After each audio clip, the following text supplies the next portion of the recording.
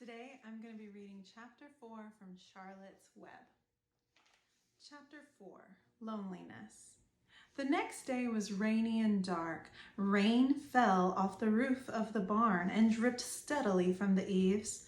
Rain fell in the barnyard and ran in crooked courses down into the lane where thistles and pigweed grew.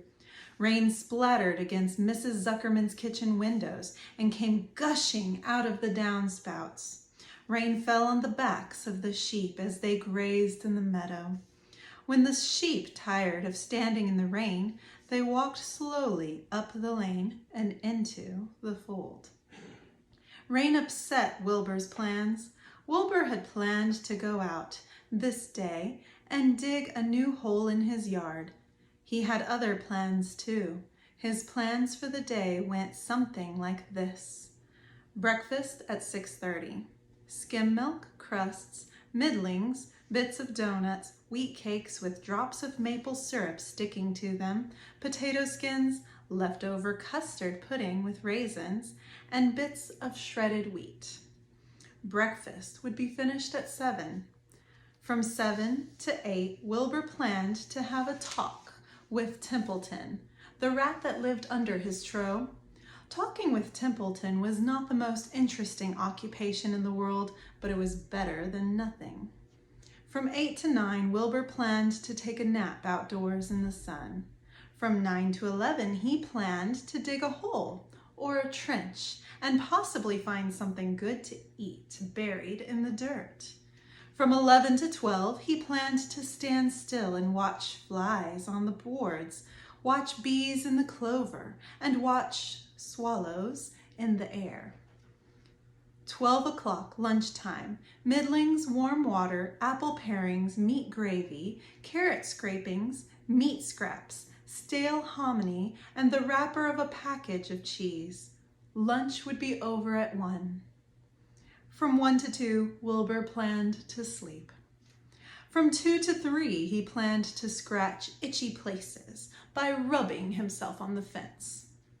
From 3 to 4, he planned to stand perfectly still and think of what it was like to be alive and to wait for Fern. At 4 would come supper, skim milk, a provender, leftover sandwich from Lurvy's lunchbox, prune skins, a morsel of this, a bit of that, fried potatoes, marmalade drippings, a little more of this, a little more of that, a piece of baked apple, a scrap of upside-down cake.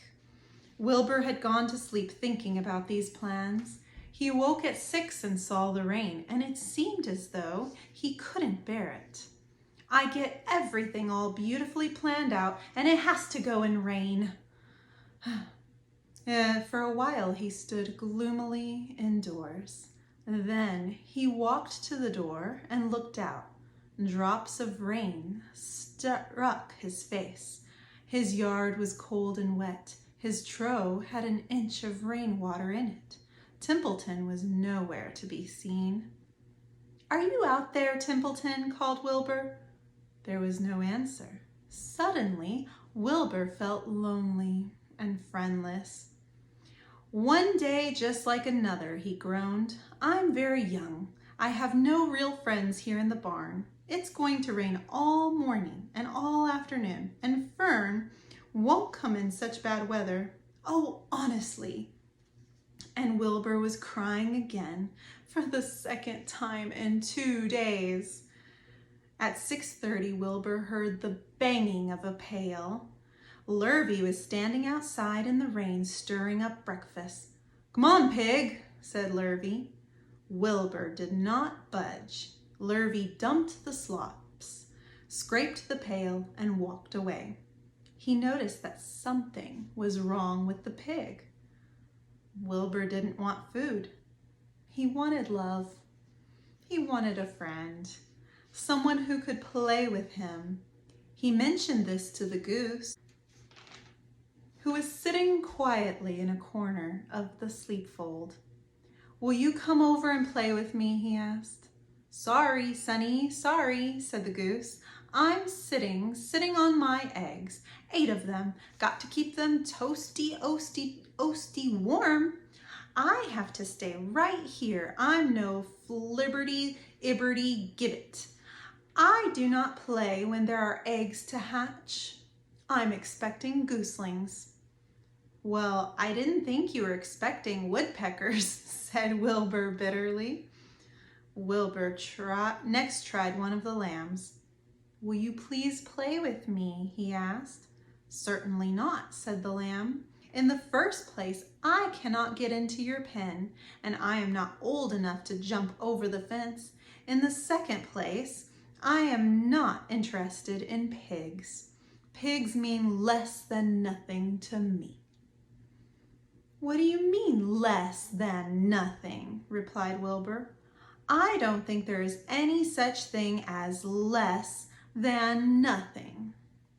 Nothing is absolutely the limit of nothingness. It's the lowest you can go. It's the end of the line. How can something be less than nothing? If there were something that was less than nothing, then nothing would be nothing. It would be something, even though it's just a very little bit of something. But if nothing is nothing, then nothing has nothing that is less than it is." "Oh, be quiet," said the lamb. "Go play by yourself. I don't play with pigs."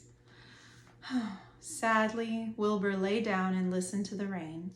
Soon he saw the rat climbing down the slanting board that he used as a stairway.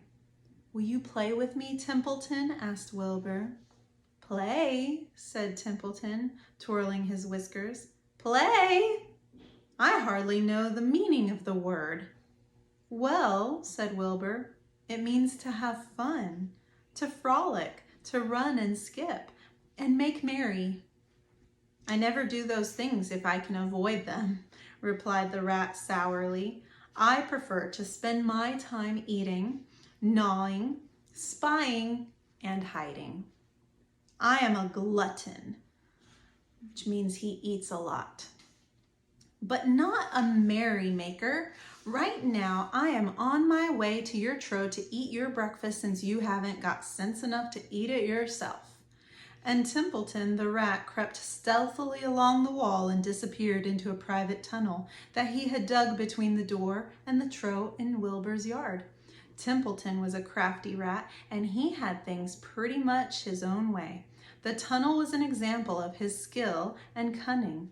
The tunnel enabled him to get from the barn to his hiding place under the pig trough without coming out into the open. He had tunnels and runways all over Mr. Zuckerman's farm and could get from one place to another without ever being seen. Usually he slept during the daytime and was abroad only after dark. Wilbur watched him disappear into his tunnel. In a moment he saw the rat's sharp nose poke out from underneath the wooden trough. Cautiously, Templeton pulled himself up over the edge of the trough.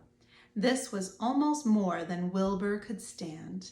On this dreary, rainy day, to see his breakfast being eaten by somebody else. He knew Templeton was getting soaked out there in the freezing rain, but even that didn't comfort him.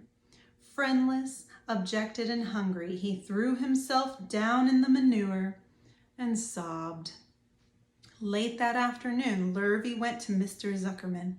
"I think there's something wrong with that pig of yours. He hasn't touched his food. Give him 2 spoonfuls of sulfur and a little of molasses," said Mr. Zuckerman. Wilbur couldn't believe what was happening to him when Lurvy caught him and forced the medicine down his throat. This was certainly the worst day of his life. He didn't know whether he could endure the awful loneliness any more. Darkness settled over everything. Soon there were only shadows and the noises of the sheep shoeing their cuds, and occasionally the rattle of a cow chain up overhead. You can imagine Wilbur's surprise when out of the darkness came a small voice he had never heard before. It sounded rather thin, but pleasant. "Do you want a friend, Wilbur?" it said. "I'll be a friend to you. I've watched you all day, and I like you." "But I can't see you," said Wilbur, jumping to his feet. "Where are you? And who are you?" "I'm right up here," said the voice.